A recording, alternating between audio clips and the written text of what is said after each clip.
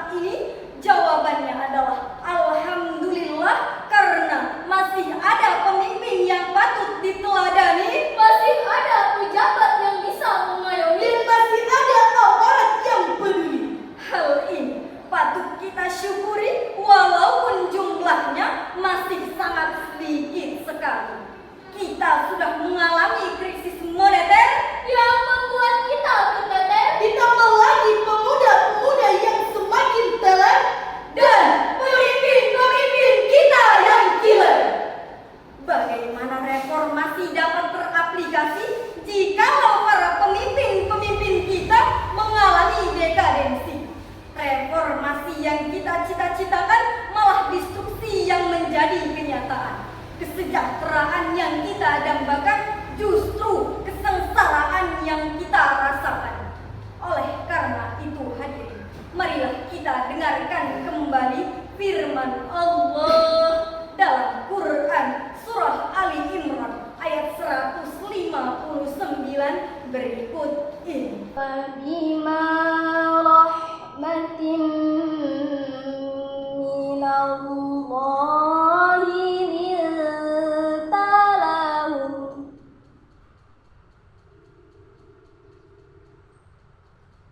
walau kunta faddan ghalidhal qalbi lam faddu min hawlik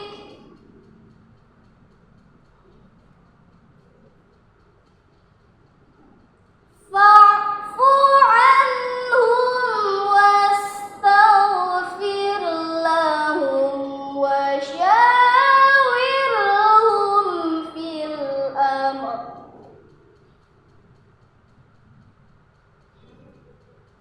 فإذا عزمت فتوكل على الله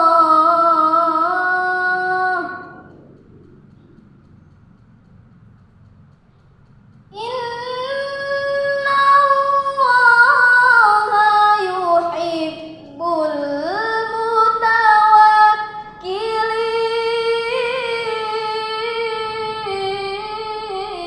المتوكلين إن الله يحب المتوكلين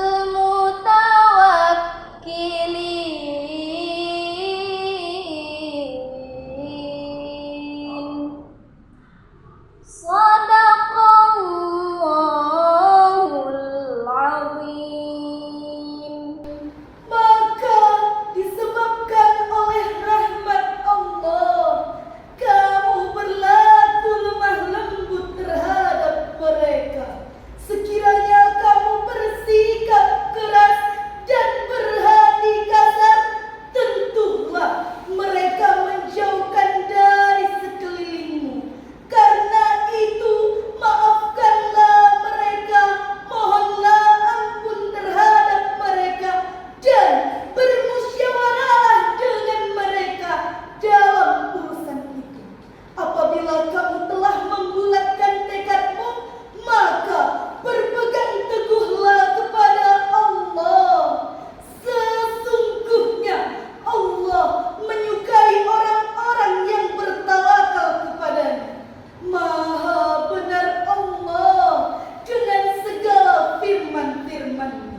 Hadirin wal hadirat rahimakumullah. Di dalam ayat tersebut terdapat 4 akhlak yang dicontohkan oleh Rasul. Yang pertama, lintalahum. Rasul senantiasa bersikap lemah lembut baik terhadap kawan maupun lawan. Yang kedua, fa'fu anhum wastaghfir lahum. Rasul senantiasa bersikap lapang dada, mudah memaafkan dan memberi ampunan di setiap kesalahan. Yang ketiga, wasyawirhum fil amr. Rasul senantiasa mentradisikan berkehidupan bermusyawarah di dalam setiap mengambil keputusan. Yang keempat, wa iza azamta fatawakkal 'ala Allah. Rasul senantiasa berkomitmen untuk memantapkan suatu rencana, lalu Rasul bertawakal kepada Allah. Itulah cara dan strategi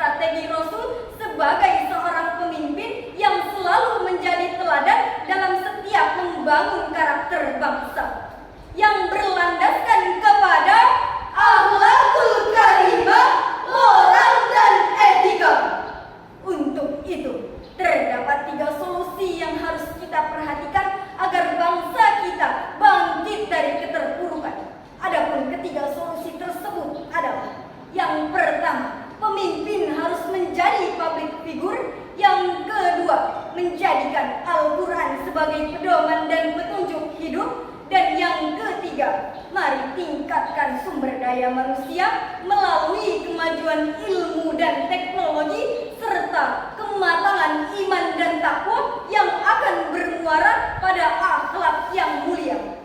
Jika ketiga langkah tersebut dapat teraplikasi, maka bangsa kita memiliki karakter bangsa yang kuat, bangsa bisa berjaya, bangsa kita terhindar dari malapetaka, dan bangsa kita senantiasa mendapat rahmat dari Allah Ta'ala.